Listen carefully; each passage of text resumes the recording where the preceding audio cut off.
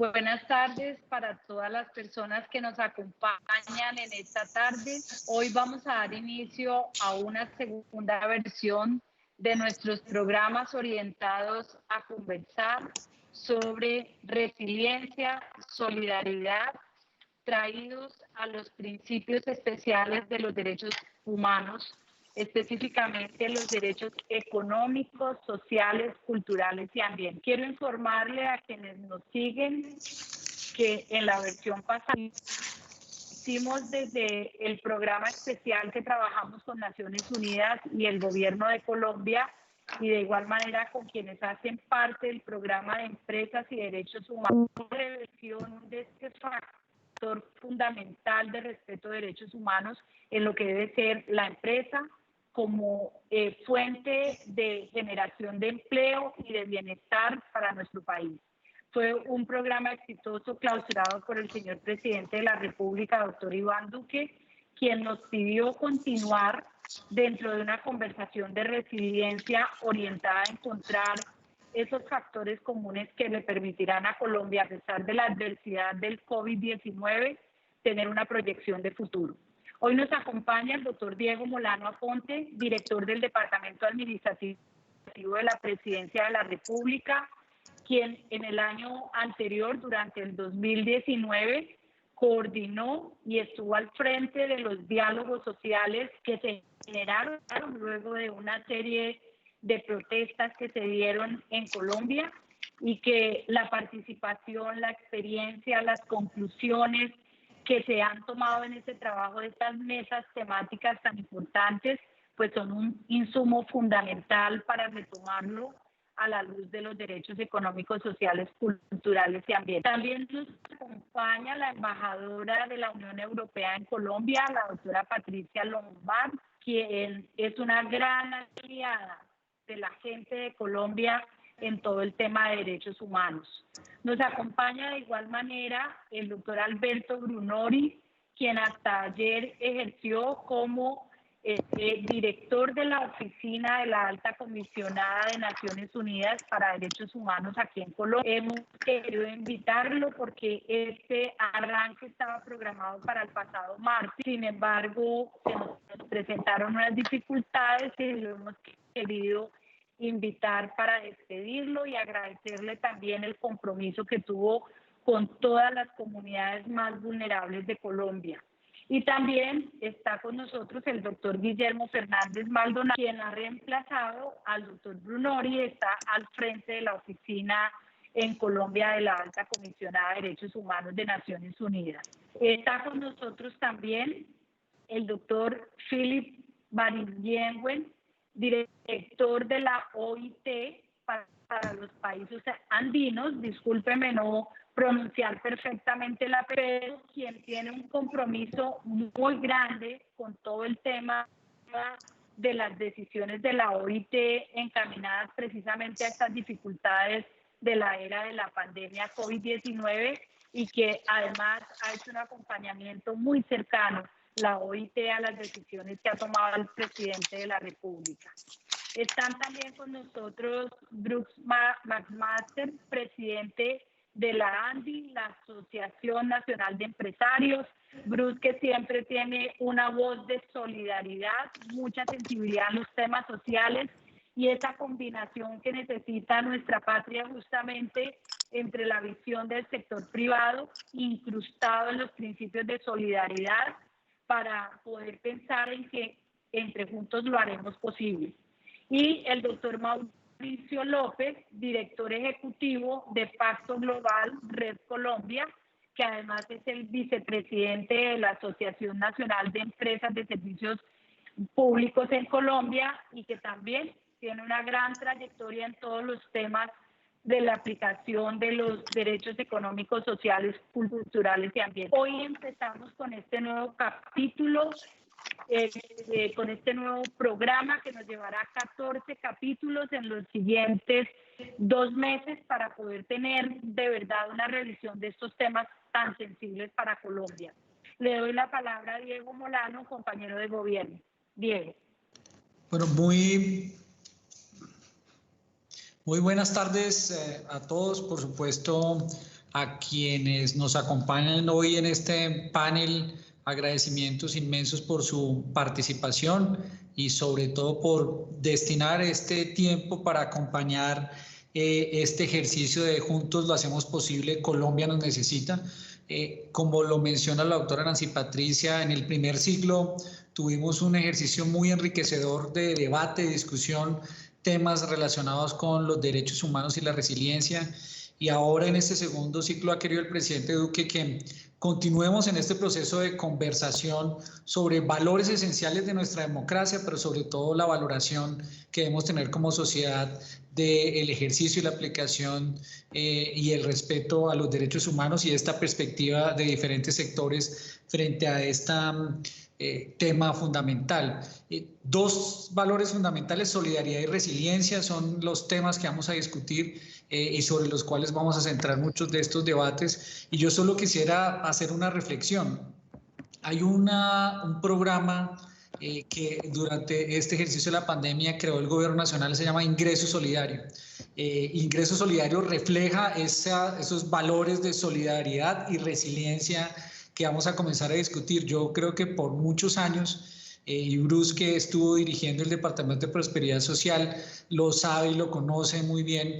En Colombia discutimos cómo lograr un programa que mostrara la solidaridad con todos aquellos colombianos que no estaban en ningún programa social y que tal vez son los más resilientes, porque son aquellas familias que no son las más pobres, que tienen una actividad independiente, que salen todos los días a ganarse la vida con una acción de trabajo diario, que no estaban en ningún programa del Estado. Y aquí surgió en la mitad de una crisis un programa que yo considero representa esas dos palabras, solidaridad y resiliencia. Solidaridad porque es una contribución que todos los colombianos estamos haciendo a un grupo de ciudadanos que en esta crisis tal vez han sido los más afectados porque no estaban cubiertos en ningún programa del Estado, pero se hace a un grupo tal vez el más resiliente, a esos colombianos que todos los días salen a ganarse su vida haciendo su ingreso diario porque venden un tinto en la esquina o porque es una madre confeccionista de ropa o porque además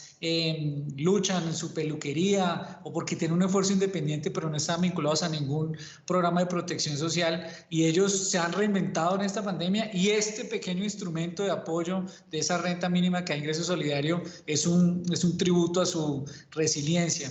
Así que experiencias como estas que hemos vivido para crear Ingreso Solidario, que en el caso del gobierno nos tomó 3 meses, cuando muchos programas se habían creado a lo largo de 7 u 8 años, es una demostración de que cuando una sociedad está en la mitad de una crisis, si aplica, si se desarrolla en un esfuerzo muy importante de solidaridad y demuestra y trabaja su resiliencia, pueden salir adelante. Así que quería llamar la atención sobre cómo estos valores no son valores en la mitad de una crisis de solo discusión teórica, sino que realmente se aplican a diario en el ejercicio de las políticas públicas y van a ser un referente fundamental, sobre todo en política social, hacia el futuro. Yo le agradezco a Nancy Patricia el liderazgo de este ejercicio y nuevamente a nombre del presidente Duque la bienvenida a todos ustedes a esta reflexión y a este diálogo.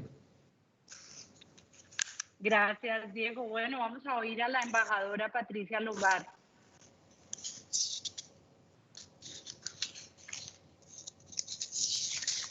Muchísimas gracias y muy buenas tardes a todos los panelistas con los que tengo el gusto de compartir este momento, y también muy buenas tardes, por supuesto, a todos los que nos están siguiendo. Quiero comenzar primero dando la enhorabuena a esta serie de discusiones, dando la enhorabuena, consejera, también por la primera serie de discusiones de intercambios para ir definiendo una agenda de futuro tras la pandemia, donde los derechos humanos estén en el centro. Entonces, enhorabuena por estas primeras discusiones entre empresa y derechos humanos, y también esta nueva serie que nos va a ir acompañando y que entiendo va a durar unas cuantas semanas, donde se van a ir pudiendo profundizar en diferentes elementos. Yo quisiera simplemente, quizás para comenzar, compartir 2 o 3 ideas. La primera de las ideas es que nos complace place como Unión Europea estar en este tipo de intercambios, fundamentalmente porque reflejan, hablaban de valores entre Europa y Colombia, y por supuesto entre también quienes están de este panel, que sea la Oficina de Derechos Humanos de la Alta Comisionada, la Organización Internacional de Trabajo, el sector empresarial, bueno, los diferentes, la OCDE, los diferentes interlocutores que están en estos momentos compartiendo, que vamos a estar compartiendo. Primero, señalar que, hablando de valores, yo subrayaría en este contexto dos valores fundamentales que constituyen el pilar de nuestra relación con Colombia, que es el valor de los derechos humanos, uno de los pilares de las relaciones, y también el multilateralismo. ¿Y por qué traigo a colación el multilateralismo? Es porque desde la Unión Europea siempre hemos considerado y trabajado mucho con Colombia, considerando que el sistema multilateral muy centrado con los derechos humanos en el centro era esencial para la cooperación internacional, mucho más después de la pandemia y mucho más a pesar de los desafíos que en estos momentos enfrenta. Es fundamental que cuando hablamos de solidaridad y cuando hablamos de resiliencia, desde la visión de la Unión Europea, esta solidaridad y esta cooperación internacional exige que se haga desde los organismos, o que se utilice el multilateralismo, la cooperación internacional para la paz, para la prosperidad y para avanzar todos estos derechos de los que estamos hablando, sociales, económicos, medioambientales y culturales. Quisiera poner este primer elemento sobre la mesa, el valor del multilateralismo cuando hablamos de las soluciones o de las respuestas a la pandemia, tanto nacionales como a nivel internacional. El segundo elemento que quería poner sobre la mesa en este momento es ver que el COVID es fundamentalmente también una crisis de derechos humanos. Por eso la importancia de discusiones y de paneles como este. Hablamos de derechos humanos, de respeto a la vida, el primer derecho, que es lo que esta pandemia ha puesto de manifiesto, el derecho a la salud dentro de los derechos económicos y sociales, el derecho a derechos tan básicos como el agua limpia, el derecho a una vivienda, el derecho a una protección social y una serie de programas o un respaldo por parte del Estado. Por supuesto, cuando hablamos del derecho a la vida, yo creo que tenemos aquí que hacer siempre una mención especial a los defensores y defensoras de derechos humanos que están protegiendo a los más vulnerables en épocas también de la pandemia. Y ahí un elemento fundamental que desde la Unión Europea, como lo vemos para nosotros mismos, es una narrativa también de recuperación, lo que llamamos recuperación mejor, recuperarnos build back better, lo estamos llamando en inglés, recuperarnos mejor a través de una narrativa con un gran enfoque en derechos humanos. Un enfoque que se comparte tanto a nivel de los gobiernos como a nivel de la sociedad. Y quizás simplemente para esta primera intervención hablar de solidaridad y resiliencia también desde el punto de vista de la importancia del diálogo. Nos hablaba el director Moreno, ha estado implicado en estos diálogos que tuvieron lugar a final del año pasado, antes de que llegara la pandemia. Yo creo que es un proceso muy apropiado, muy interesante, en el que hay que ir un poco buscando proyectándose hacia el futuro. Desde la Unión Europea estamos buscando respuestas que sean tres ejes. Es el eje medioambiental, una respuesta verde, una respuesta digital, una respuesta inclusiva, y ahí fundamentalmente con un pacto con la próxima generación. Y ahí es donde vengo al vínculo con los diálogos que tuvieron lugar desde el final del año, como nos vamos a endeudar todos los países y cómo vamos a conseguir con esta nueva generación un nuevo contrato social que sea el pilar de nuestras democracias y de todos estos derechos. Y por el momento me paro aquí. Muchas gracias. Gracias, embajadora. Antes de continuar, como les dije al comienzo, hemos invitado al doctor Alberto Brunoni, quien hasta el día de ayer estuvo al frente de la oficina de la Alta Comisionada de Derechos Humanos de Naciones Unidas aquí en Colombia, y a quien le hemos invitado para una despedida. Nuevamente reiterarle la gratitud como colombiana por todo ese esfuerzo de llevar la voz de las personas más vulnerables en Colombia. Sus recomendaciones, sus puntos, sus observaciones indiscutiblemente abren los ojos para una situación difícil en la que, de la que somos conscientes. El presidente Iván Duque ha dicho permanentemente lo mismo que usted ha mencionado: la vida de una sola persona, pero ante todo de un líder social, de un defensor o defensora de derechos humanos, que ha sido atentada por el ejercicio de ese liderazgo, pues preocupa a Colombia, preocupa a la democracia, y en todo caso seguiremos como gobierno haciendo acciones a efectos de garantizar ese ejercicio. Doctor Alberto, sus palabras de despedida de Colombia. Bueno, muchas gracias, consejera, y gracias por levantar ese tema que ha sido, digamos, el centro, el caballo de batalla, el tema de la muerte de los defensores, y sé que se harán y se están haciendo cosas para evitarlas y para llegar finalmente a no tener esa tragedia que lamentablemente afecta Colombia. Yo solo quiero felicitar por esta segunda ronda de programas, consejera. Yo creo que ya lo han dicho, es súper importante, porque el país tiene que partir de nuevo, partir de resiliencia, partir de solidaridad, pero hay que partir sin dejar nadie atrás. Y eso es lo que creo que es importante. Entonces, en estos debates, y yo he estado un poco con Bruce, etcétera, me parece que siempre se ha pensado a cómo partir de nuevo con un modelo distinto, un modelo más inclusivo, solidario, etcétera. Entonces, ¿qué puedo desear más yo oyéndome? Que Colombia parta de nuevo acumulando la experiencia adquirida y, por supuesto, construyendo sobre lo nuevo, que es una nueva forma de ver el país, una forma de ver el país en paz. Gracias, consejera, por darme esta oportunidad. Me despido de todos los asistentes, de todas las asistentes y de los que nos están siguiendo. Un honor y un placer haber podido trabajar en un país maravilloso como Colombia. Volveré de turista, como decía ayer, para bailar, escuchar la música y gozar el país en paz. Gracias, consejera. Gracias, doctor Alberto, muy gentil por su participación.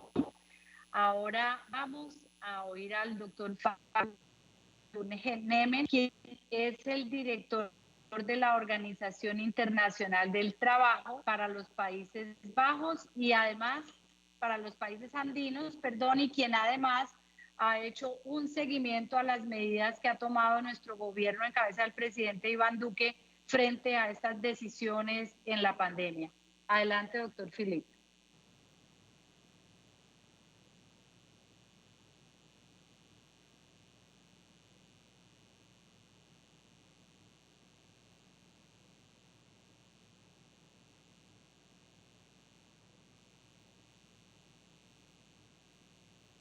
¿Y lo perdimos?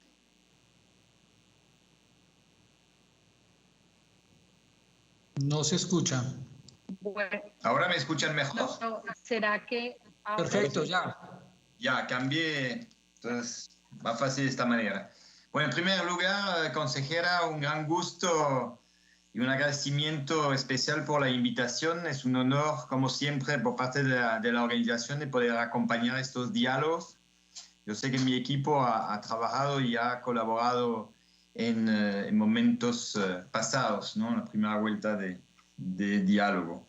Mira, yo tengo, y aprovecho para saludar también a la embajadora, a Bruce, a los colegas de alto comisionado. Tres tres elementos que me parece importante cuando hablamos de derechos. Hablamos de derechos en medio de, y hay que recordar, de una de las peores crisis que el mundo ha atravesado, que Colombia está atravesando, que toca directamente al bienestar de las empresas, de las personas y de las personas más vulnerables. Entonces la cuestión no es de poner uno antes del otro cuando hablamos de reactivación, es de poder justamente recombinar la manera de cómo hacemos economía para que no pongamos en competición el desarrollo económico por un lado, el desarrollo y la aplicación de los derechos por otro lado. Eso es un elemento, pero yo creo que es importante también reconocer con mucha humildad que los países están solidariamente en una crisis donde nadie tiene la solución. Y la crisis se está agudizando de manera dramática, ¿no? Yo recorría algunas cifras, las últimas que la CEPAL o el FMI está publicando, es un decrecimiento del orden de 9.1, 9.5% de decrecimiento, ¿no? Eso significa que ya se ha perdido 5 millones de empleos en Colombia. Cuando se preguntaba a COPI, ¿no? Que Bruce conoce, o sea, representa a través de la afiliación de la ANDI, una encuesta rápida a los empresarios decía que 50% de los empresarios, exactamente 51% de los empresarios, se sentía vulnerable en el medio de la crisis. O sea, la crisis es extremadamente grave y yo creo que eso pone en tensión tanto los derechos económicos, sociales y culturales. Eso es el primer elemento y yo creo que hay que tener mucha humildad de cómo estamos reconstruyendo. Pero mi primer mensaje es que a pesar de las crisis duras que las sociedades atravesan, en la historia de la humanidad se logró una ambición nunca vista antes cuando hubo estas crisis. Recordar, por ejemplo, que después de la Primera Guerra Mundial, la peor crisis en términos de muertos que ha vivido la humanidad, se logró a nivel laboral implementar las 8 horas de trabajo al día. A la época había mucha resistencia en la sociedad por decir que era imposible, que la sociedad estaba fracasada y que teníamos que trabajar mucho más para justamente recuperar la economía. Y se logró y se implementó como un derecho básico. En 1945, después de la Segunda Guerra Mundial, y hago la relación con guerra porque estamos en guerra contra el COVID, con un paro productivo importante. Después de la Segunda Guerra Mundial se inventó y se implementó el propio concepto de seguridad social, que no existía de manera universal en Europa, por lo menos antes de la Segunda Guerra Mundial. Entonces, las sociedades han logrado reinventarse a raíz justamente de una crisis muy aguda de las sociedades. Eso es la primera cosa. El segundo es pensar de cómo la OIT, qué tipo de enfoque, de pilar, de promoción de política estamos moviendo. Básicamente 4 grandes pilares. Centrado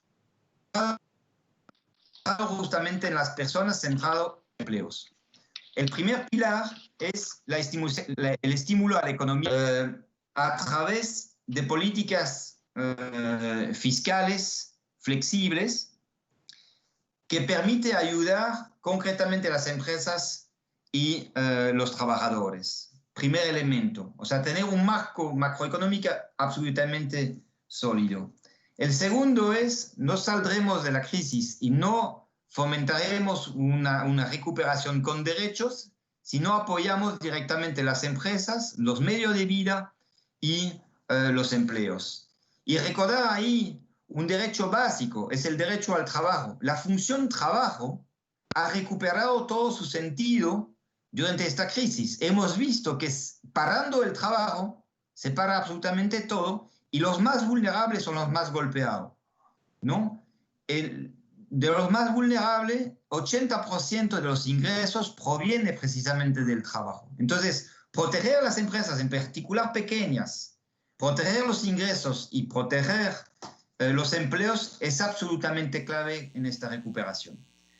El tercer elemento de política pública que promueve la OIT es obviamente reconocer el trabajo extraordinario y solidario que estamos hablando de una categoría, de varias categorías particulares de trabajadores. Y ahí me refiero, por ejemplo, a los trabajadores de la salud, ¿no? Que de manera muy solidaria para el derecho a la vida de todos, justamente se ponía en primera línea. Entonces la protección de los trabajadores en materia de seguridad y salud en el trabajo y en particular en el sector salud es fundamental.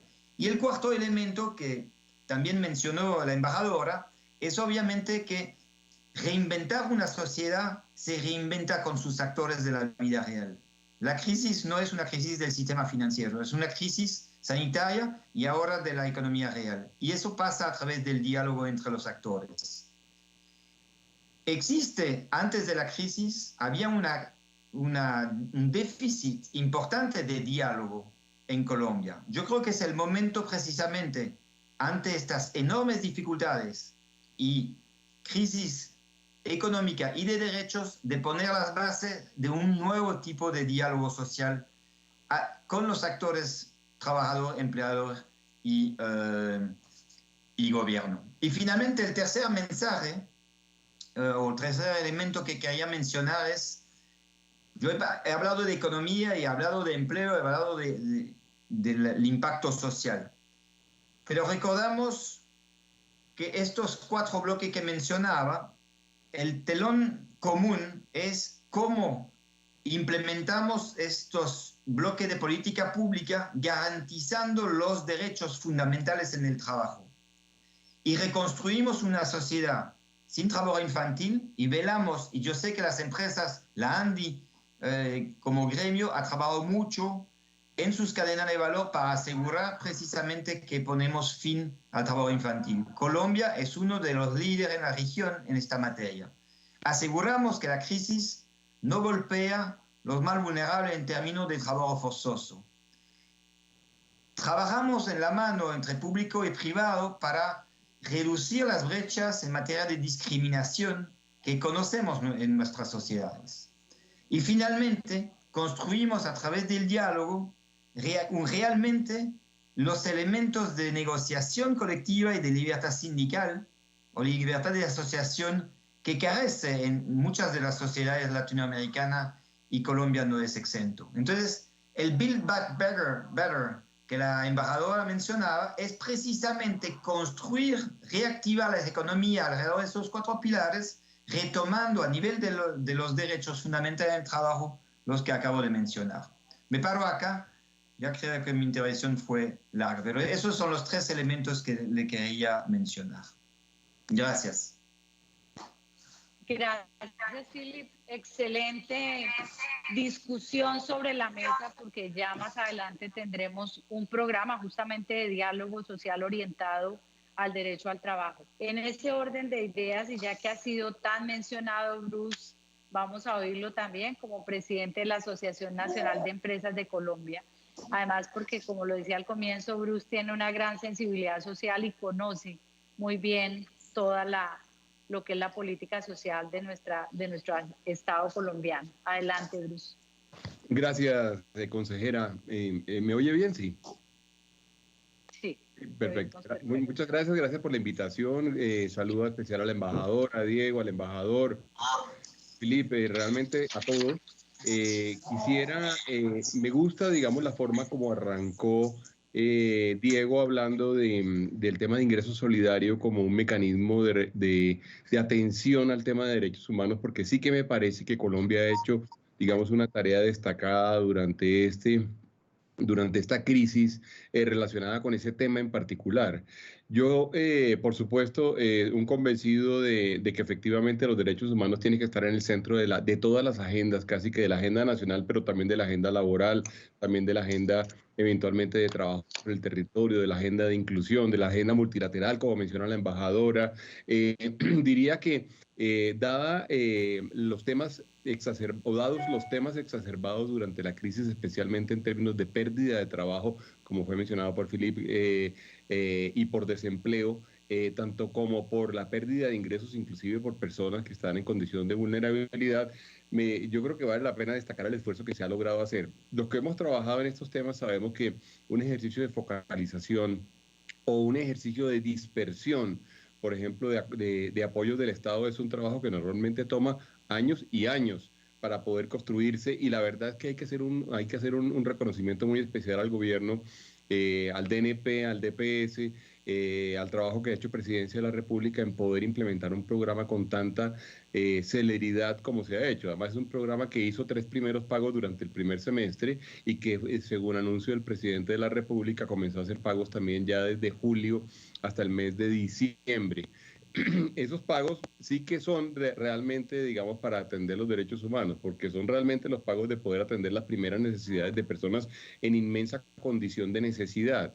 Inclusive nosotros, y doctor Diego, voy de pronto a hacer una pequeña chiviada aquí a nosotros mismos. Nosotros hemos venido proponiéndole al gobierno o ofreciendo al gobierno, además, que con recursos que podamos canalizar correctamente, y hay que ver cómo lo hacemos, desde los empresarios, logremos atender a otro 1.000.000 o 1.500.000 de familias adicionales. Hasta ahora Ingreso Solidario ha atendido 3 millones de familias y estamos buscando que ojalá podamos atender otro 1,5 millones de familias con unos recursos asumidos inclusive por parte del sector privado y el sector empresarial. Hay algunas poblaciones que, por ejemplo, no están incluidas dentro de todo el trabajo que se había hecho con CISBEN 3 y 4. Por ejemplo, las poblaciones de algunas poblaciones de artesanos, poblaciones eventualmente de artistas callejeros, de artistas que trabajan en las calles, poblaciones de recicladores, poblaciones en general de vendedores ambulantes que han visto fracturado completamente su capacidad de producir ingresos, que eventualmente, que ya tenemos muy identificados además con el Departamento Nacional de Planeación, que pueden ser atendidos. Hemos estado buscando los mecanismos jurídicos para lograr hacerlo. Porque probablemente se requiera, digamos, de algo parecido, pues, o a un decreto ley o a una ley, pero es una oferta que nosotros hemos venido haciéndole al país y sí que creemos que hay una oportunidad importante. Y luego la que se menciona en términos de la pérdida de empleo, es por decirlo menos, tremendamente angustioso ver las cifras de desempleo que se han venido presentando. De desempleo formal muy grande y de desempleo informal inclusive algunos no contabilizados, porque puede haber incluso personas que no están buscando trabajo pero que necesitan sus ingresos, pero que sencillamente por simple resignación no lo han buscado, de manera que no nos extrañe que en algún momento, digamos, la pérdida de ingresos reales sea de cerca del 30% de la población colombiana, de manera que ahí tenemos un trabajo gigantesco por hacer. Esos son los dos mayores retos que tenemos por delante. En eso, inclusive con la OIT, digamos, hemos venido teniendo muchas conversaciones, porque ojalá Colombia pudiera tener una legislación laboral que nos permita crear más empleo, que nos permita reducir la informalidad, que en este momento además se ha habido tremendamente exacerbada. Yo diría que si uno se focaliza en esos temas en este momento, sin para nada, digamos, demeritar ninguno de los otros temas materiales en términos de derechos humanos, yo creo que podemos casi que concentrar nuestras agendas de estos próximos 2 o 3 meses muy fuertemente en términos de las cosas que podemos y debemos hacer, y para lo cual, digamos, tenemos un trabajo muy articulado tanto con las organizaciones internacionales como con el gobierno nacional. Consejera, muchas gracias. Yo por aquí pararía y luego, pues, si más adelante podemos profundizarlo, hago con mucho gusto. Gracias, Bruce, muy amable. Bueno, vamos a oír la opinión de Guillermo Fernández, quien además quedó al frente de la oficina de la Alta Comisionada de Derechos Humanos. Inicialmente esta ronda estaba orientada, pues, a la presentación general de el concepto que cada uno de ustedes tiene frente a las posibilidades de Colombia para fortalecer los derechos económicos, sociales, culturales y ambientales. Siga, doctor Guillermo Fernández. Muchas gracias, consejera, y un saludo a todas las personas que participan aquí. Si uno siente que el tiempo no le da para la cantidad de cosas que pudiera comentar, pero lo primero, y tomando algunas ideas anteriores, el secretario general ha señalado que los derechos humanos deberían guiar tanto el combate de la pandemia como la recuperación. Luego, si vemos lo que ha sido mencionado acá, este regreso para mejor, que plantea repensar, sacar lecciones aprendidas de lo que estamos experimentando en todo el mundo, y a ello le sumamos el principio que mencionó Alberto de la Agenda 2030, de no dejar a nadie atrás. Incluso en el caso de Colombia yo pondría el marco global de los tratados internacionales que ha ratificado, la jurisprudencia que es citada en toda la región. El marco está dado. La gran pregunta es ¿cómo? ¿Cómo lo hacemos? Y en esto, felizmente, se ha avanzado mucho en el ámbito de los derechos humanos, donde no solo están las normas, están los principios a los cuales se ha aludido acá, pero además hay herramientas y experiencias concretas, y yo quiero ver la crisis también como una ventana de oportunidad para este intercambio. Decía la alta comisionada, nadie se va a salvar solo. Es decir, esta es una tarea, por supuesto, que debe liderar el Estado, pero que no lo va a poder hacer solo. Y además tiene que basarse mucho en cada realidad, y la realidad de Colombia es muy, muy particular. Y aquí yo quiero destacar algo que me parece que es uno de los mayores avances en el ámbito de derechos humanos, y es que, digamos, se ha acabado la etapa en la cual los movimientos sociales exigían el reconocimiento de derechos. No es que se haya acabado, pero básicamente lo principal está reconocido. El reto hoy es cómo se implementa en la práctica. Hay todavía una brecha muy grande en implementación. Y yo, a pesar de que soy abogado, digo, bueno, esto dejó de ser un patrimonio de los abogados. El tema de derechos humanos es interdisciplinario y tiene que estar muy anclado en la realidad, y tiene que entrar en los lugares donde se toman las decisiones, que muchas veces estamos como en un gueto, digamos, entre gente que manejaba los temas de los derechos humanos como normas, pero que no necesariamente tenía un impacto en la gente. Entonces, si hablamos de derechos económicos, sociales y culturales, y combinamos con el principio y derecho básico de igualdad y no discriminación, tenemos que ubicar, como decía la alta comisionada, de que el coronavirus no discrimina, pero el impacto sí. Tenemos que ubicar aquellas poblaciones que ya tenían una condición preexistente de vulnerabilidad y sobre las cuales el impacto va a ser mayor. Tenemos que saber quiénes son y dónde están. Y por eso me parece muy importante navegar en esta crisis. Y no hablo solo en el tema de Colombia, sino yo creo que podríamos recorrer buena parte de la región en una atmósfera muy polarizada. Es un enorme obstáculo para llegar, para mí, lo que es un prerequisito, que son medidas que sean participativas, de buena fe de todos los sectores. Y para eso sí creo que hay ahora, desde el ámbito de derechos humanos, no solo experiencias para compartir, sino complementariedad técnica para los diagnósticos, indicadores sobre el impacto concreto. Acá hay un gran desarrollo y una enorme ventaja comparativa en cuanto a identificación de determinados grupos, pero se puede complementar precisamente para poder ver cuál es el impacto que tienen las políticas públicas, la acción desde el sector empresarial en esta mejora de derechos económicos, sociales y culturales, y dónde. Y cierro con algo, esta primera parte, en el mismo sentido de ventana de oportunidad. Y creo que es parte del sentido de regresar para mejor. Es la oportunidad de reflexionar, de sacar lecciones aprendidas y de pensar cuál es el sistema, por ejemplo, económico que tenemos y cuál es el que deseamos. ¿Dónde están los aspectos en el cual entre todos podemos prioritariamente decir, si hacemos determinados cambios, esto va a tener un impacto no solo en el sistema económico, sino en el disfrute de derechos humanos. Uno de los grandes retos acá es el tema de la desigualdad. Si dispersamos fuerzas, el impacto va a ser menor. Si hay un gran acuerdo nacional con determinadas prioridades, la fuerza y las posibilidades de éxito van a ser mucho mayores. Por ahora yo lo dejaría ahí. Mil gracias, Guillermo. Muy importante el planteamiento de ese gran acuerdo nacional.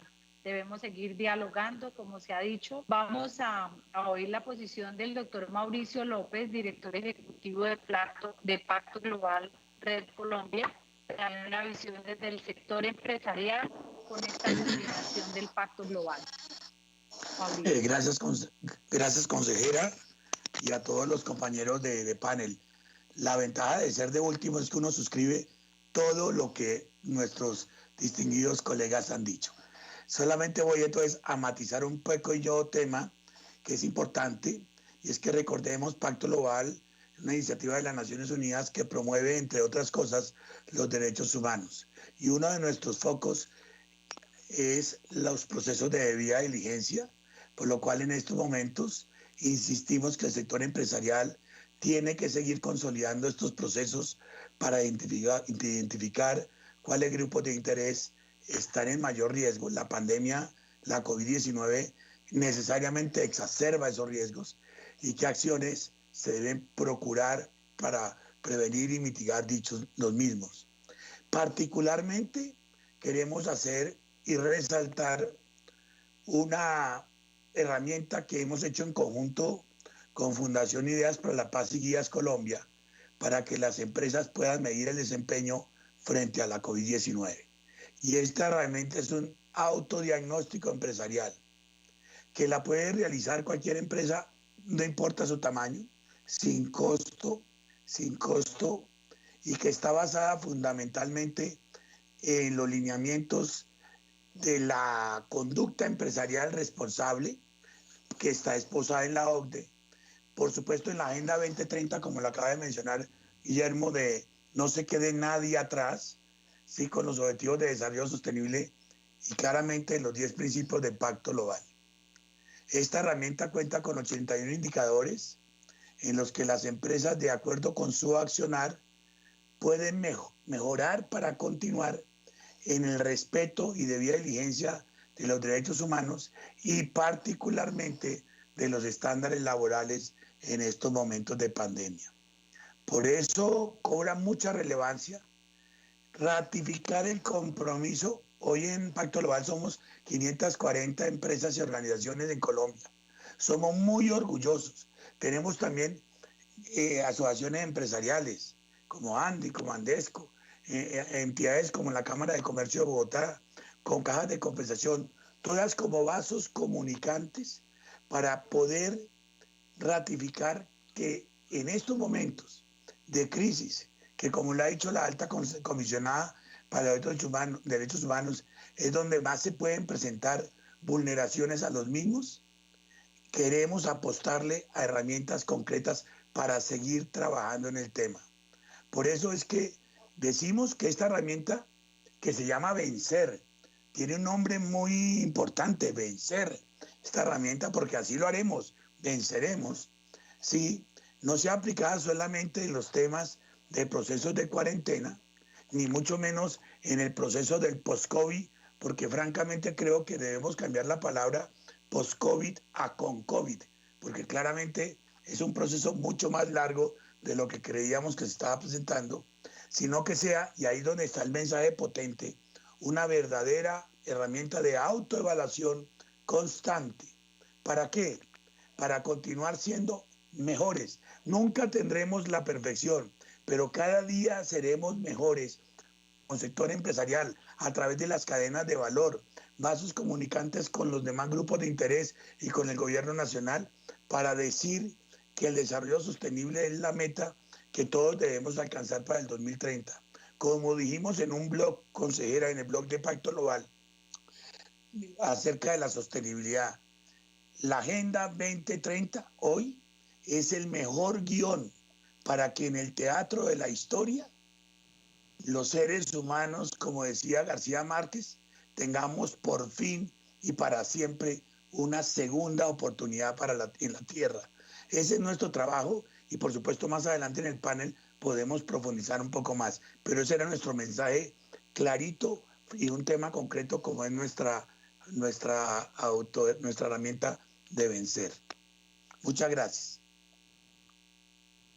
Gracias, Mauricio. Bueno, esta segunda parte que nos quedan 10 minutos, un poco más breve para Diego nos va a poner sobre la mesa el tema más siguiente, Diego, sus últimos 10 minutos, que haya básicamente unas propuestas concretas.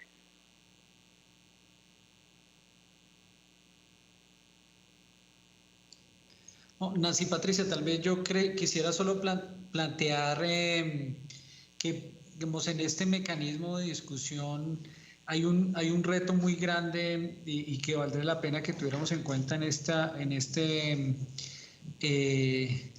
proceso de discusión, y es algo de cómo logramos que en estas discusiones que tengamos, hablemos desde la perspectiva de derechos humanos, pero también para conectar en la mitad de la crisis, generar esperanza, como la discusión de derechos humanos, económicos y sociales lo que deben generar es esperanza. O sea, ¿qué cosas podemos hacer, debatir, discutir en este discurso, en esta propuesta de derechos humanos que generen esperanza? Yo lo que siento es que hoy estamos enfrentados a una sociedad que tiene miedo de perder sus derechos, pero sobre todo miedo del futuro, con decisiones muy pequeñas de la vida, no de las grandes discusiones o grandilocuentes frente al futuro, frente a los derechos humanos, sino frente a las decisiones básicas de la vida. Y hay unos temas muy sensibles. Los padres que hoy están pensando si mandan a sus hijos tienen el derecho al colegio, pero están pensando si los deben mandar al colegio o no, o si siguen el trabajo en casa. El trabajador que logró pasar esta crisis y está pensando que si su derecho al trabajo se va a mantener en estos 2 meses, porque si hay una cuarentena más, su empresa va a cerrar. En Bogotá o en las ciudades en estos días, a pesar de que tenga el derecho a la salud, el miedo y la angustia que tienen muchos de que no puedan, en caso de tener COVID, acceder a una unidad de cuidado intensivo. Hoy las decisiones están casi que en el día a día frente a cómo materializo mis derechos, y es una angustia y una gran preocupación de todos los ciudadanos. Y se pierde mucha perspectiva de futuro porque las decisiones de hoy son muy puntuales. Estamos viviendo a los 15 días, a los 20 días, a lo que pasa en nuestra sociedad, y yo creo que ese es algo de lo que, cómo logramos dar un debate, una discusión de poder lidiar con esas angustias, esas preocupaciones que para los ciudadanos son decisiones que se materializan en derechos, pero que tienen angustia de realizarlas o preocupaciones porque no hay confianza y hay mucho miedo. Esa es como una discusión que me parece importante propiciar en algún momento de estos talleres. Gracias, Diego. Pues está puesta sobre la mesa esta segunda parte para que de una manera muy breve, entonces, llenemos de iniciativas a Diego y a todo el equipo técnico que nos sigue, porque debe ser parte de la discusión que se abre. Patricia Lombard, embajadora. Sí, muy brevemente, que el tiempo es muy corto. Entonces, ¿qué querría subrayar yo? La diferencia entre, como primer elemento, las respuestas de corto plazo y la estrategia de medio y de largo plazo. ¿Cómo nos planteamos este momento tan histórico? ¿Cómo nos lo planteamos como una manera de mirar al futuro diferente? Y aquí regreso un poco, sobre todo planteando un tema que ha salido poco en la discusión, que es el tema de la agenda del Acuerdo de París, la agenda contra el cambio climático, la agenda verde, que para nosotros no se trata de una estrategia medioambiental, sino una estrategia de crecimiento. Cómo nos planteamos, cómo miramos a esa recuperación de medio y largo plazo, más allá de todas estas medidas urgentes que son absolutamente necesarias para transformar la manera como estamos creciendo, cómo nos estamos de nuestro crecimiento económico. Y aquí yo plantearía también un poco el dilema o lo que se ve, lo que se llama la trampa de los países de renta media, ¿no? Entonces, ¿cómo lograr que ese crecimiento económico que Colombia estaba teniendo, cómo ese crecimiento económico se transforme realmente en bienestar? Entonces, ¿qué es redistributivo? ¿Cómo realmente hacer frente a esto? Una de las fragilidades que hemos visto en muchas de nuestras sociedades, que ha sido las desigualdades, estas profundas desigualdades dentro de las sociedades. Y yo creo que aquí Colombia tiene mucho que aportar en dos elementos fundamentales, en el tema de la agenda de París, del cambio climático, de la biodiversidad, de este crecimiento que se mira al futuro desde un crecimiento sostenible. Y luego también el segundo elemento que quiero subrayar es también el tema de lo que es el desarrollo focalizado también en los más vulnerables. Por ejemplo, con estos programas de desarrollo con enfoque territorial. Cómo tener a los más vulnerables en el centro de esta agenda de crecimiento que es verde, que es inclusivo, que no deja a nadie atrás. Y finalmente el tema digital, porque lo que hemos visto también en esta crisis es cómo el acceso a los medios que estamos utilizando en estos momentos crean igualdades o profundizan el no acceso a las desigualdades. Muchas gracias. Mil gracias, embajadora. Muy claro, mil gracias. Vamos a oír entonces a Guillermo Fernández también con estas propuestas puntuales.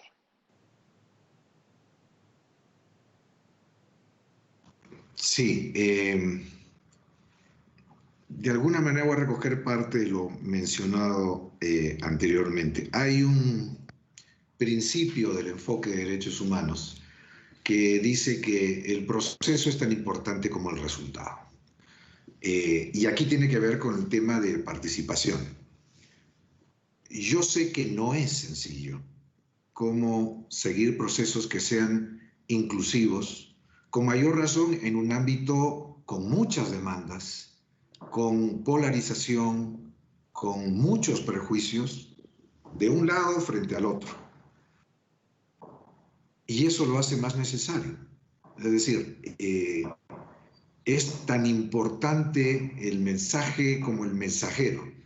Y aquí creo que es importante el ir dando muestras para abrir espacios donde algo, aunque se plantee de buena fe, no es recibido de esa forma por las condiciones que están dadas. Le voy a dar un ejemplo que pasó en otro país, en el cual nosotros íbamos a apoyar al gobierno para desarrollar una propuesta de ley que iba a regular la cooperación y coordinación entre la jurisdicción indígena y la jurisdicción ordinaria. Y contratamos a consultores que eran de la total confianza, experiencia, para hacer una primera puesta en marcha de un proyecto. El relator sobre pueblos indígenas nos dijo, no lo hagan. Desde el inicio tienen que estar participando los representantes de los pueblos indígenas. Porque aunque ustedes hagan un texto totalmente alineado con sus intereses, como no participaron, lo van a ver con desconfianza. Entonces, el tema de generar las condiciones, los espacios para lograr propuestas que no sean, aunque sean con toda la voluntad, aunque sean con todo el respaldo técnico, que son vistas unilaterales, sin participación, van a generar cierto rechazo. Es más, eso genera empoderamiento de todos los actores y eso lo vinculo con lo que señalaba la alta comisionada de acá, nadie se salva solo. Entonces, mientras más apertura se avanza en ese camino, en el cual no solo van a haber mayor cantidad de propuestas, sino que va a haber una distribución mayor de responsabilidades, en el sentido de se va a empujar en un mismo sentido, en una misma dirección. No se puede hacer esto en todos los temas. ¿En qué temas es prioritario ponerse de acuerdo hacia adelante? Entonces, ahí creo yo va a ser menos, yo voy a juzgar lo que van a hacer los demás, sino yo soy parte de las decisiones que vamos a tomar entre todos. Yo lo plantearía así. Gracias, Guillermo. Bueno, Filipe, oíste. Bueno, nuevamente aprovecho el momento para agradecer sinceramente la invitación, un poco en la línea con lo que acaban de decir mis precededores. Yo diría 4 cosas. Primero, en 2017 la OIT, yo hablo más del tema obviamente laboral y el mercado del trabajo, pero hay un elemento jurídico, un instrumento jurídico que es la recomendación 205 sobre empleo y trabajo decente en momento para la paz y la resiliencia, que puede servir de guía. Y hay 4 elementos que me parece importante acá mencionar un poco en la visión optimista, ¿no?, que estamos planteando. Uno, las sociedades y Colombia puede aprovechar esta crisis para reinventar y asegurar la universalidad del derecho a la protección social. Hemos visto cómo la protección social no es solamente una herramienta de mitigación del impacto de una crisis, ¿no? Y el programa Ingreso Solidario es la mejor prueba, pero que también es un propio derecho y que más que esta herramienta de la protección social permite reconstruir un contrato social y permitir una solidaridad entre la sociedad a través de los mecanismos de redistribución. En materia de salud, Colombia lo hizo en los años 90. En materia de pérdida de ingresos, en materia de pensiones, no lo logró todavía. Y hemos visto que ahí hay personas muy vulnerables y golpeadas. Entonces, tener la ambición de tener un mecanismo de protección social universal en Colombia es factible. Hay que poner. El segundo elemento, hemos visto cómo el Estado era importante en estos periodos de crisis. Pero un Estado más eficaz, un Estado presente, en particular en la zona rural o periurbana. Entonces, tener servicios públicos que permiten garantizar la aplicación de los derechos, la aplicación de los acuerdos, es fundamental. Un poco en la línea que Guillermo decía, el cómo hacerlo. Yo creo que el fortalecimiento de los servicios públicos es un segundo elemento. El tercero, o sea, no lograremos aplicar derechos si no hay efectivamente un tejido económico que permite justamente desarrollarse. Y tener un ambiente de negocio favorable al crecimiento sigue siendo extremadamente importante. Eso es el tercer R. Y finalmente el cuarto R, en línea con lo que mencionó la embajadora. O sea, ciertas poblaciones son más golpeadas que otras. Y programas de focalización para los más vulnerables, para asegurar que sus derechos no son vulnerados por un lado y son protegidos, es absolutamente esencial, a través de programas focalizados. Y esto debe pasar a través de procesos de diálogo y de cooperación, y estoy totalmente alineado con lo que Guillermo mencionó. Muchísimas gracias.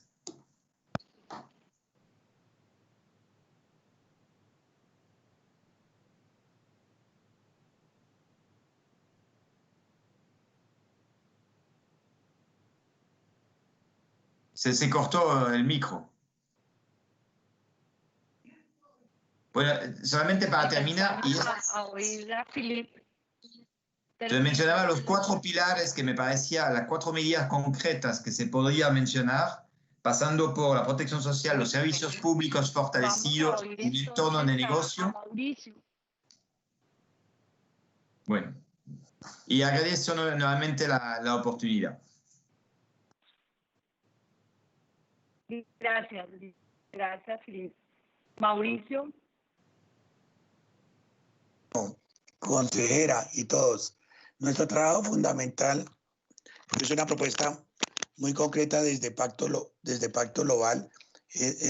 Nosotros seguiremos impulsando un tema que para nosotros es esencial, gestión del conocimiento en el tema de derechos humanos y empresas, porque todavía sentimos que hay que seguir insistiendo, persistiendo y resistiendo en este propósito.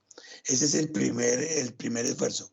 El segundo esfuerzo es la alianza sinérgica con las diferentes organizaciones para poder potenciar nuestro trabajo.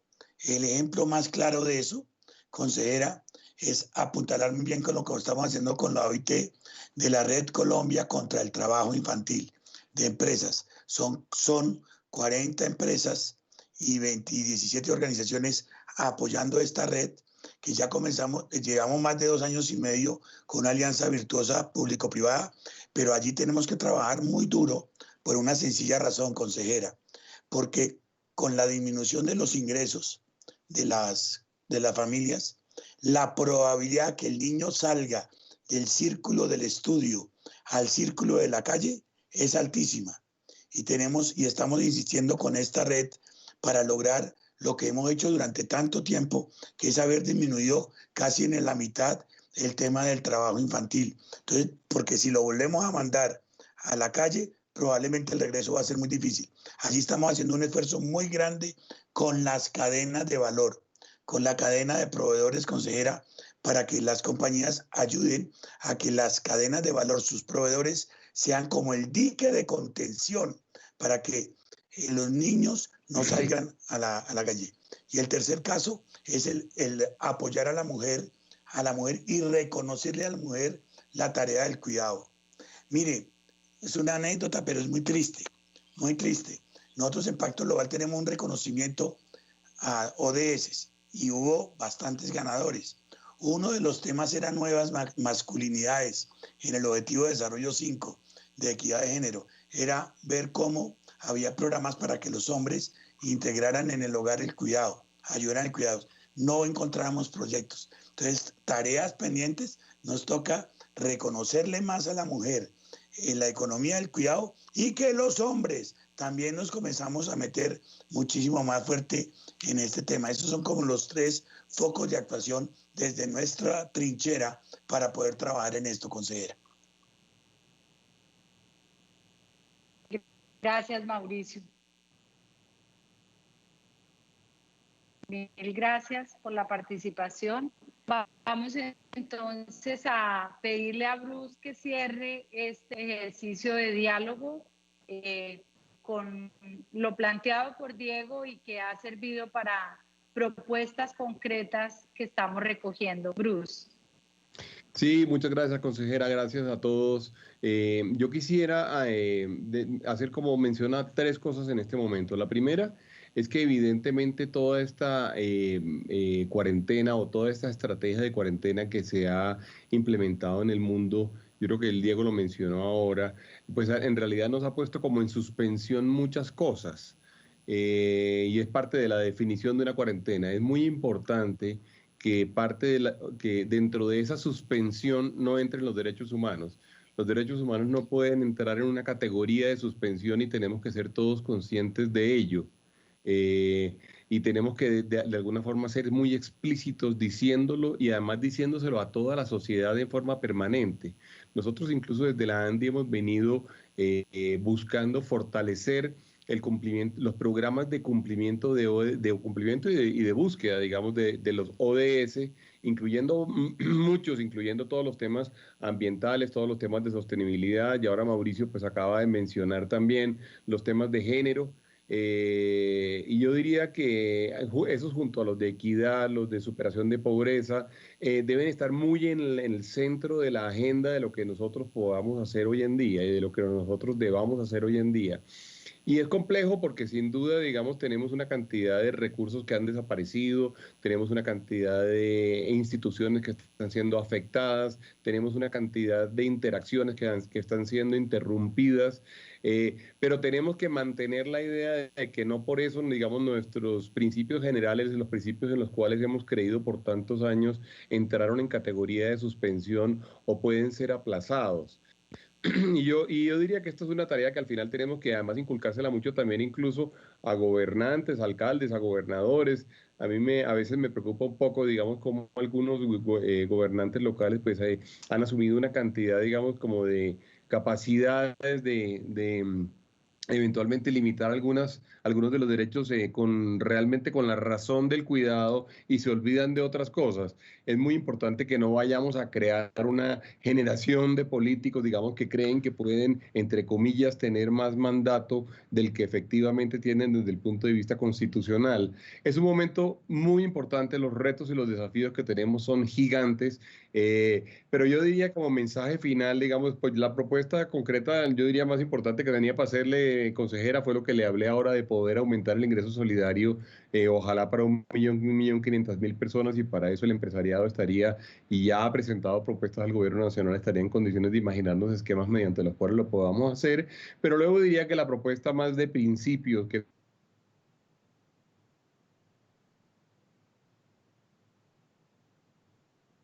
derechos humanos no pueden caer en suspensión porque estemos en este momento en cuarentenas o estemos en una condición extraordinaria especial por cuidar la salud de las personas. Y así terminaría con esto, consejera, embajadora, Diego y todos.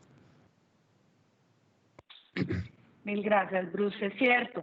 De hecho, el presidente Iván Duque le pidió a la Consejería Presidencial de Derechos Humanos y Asuntos Internacionales un seguimiento para garantizar que las medidas excepcionales que se han tomado, como la emergencia sanitaria y las 2 emergencias económicas, sociales y ambientales, estuvieran dentro del marco y los parámetros de derechos humanos expedidos por las organizaciones internacionales, tanto de Naciones Unidas como del sistema interamericano. Bueno, Diego, le correspondió ahora sí cerrar este panel importantísimo. Nancy Patricia, muchas gracias. Muy breve, agradecerles a todos la participación. Creo que me encantó la frase que dijo ahora Bruce al final. En una cuarentena los derechos humanos no se pueden suspender. Creo que esa tiene que ser una máxima de esta reflexión, y creo que han surgido varias ideas importantes que estoy seguro que con tu equipo de trabajo podremos desarrollar en el resto de foros que hemos programado. Le agradecemos a todos y especialmente a Nancy Patricia por desarrollar esta importante iniciativa de continuidad de este diálogo sobre los derechos humanos y todas las dimensiones que tiene, sobre todo en el momento de pandemia que estamos en Colombia. Muchas gracias.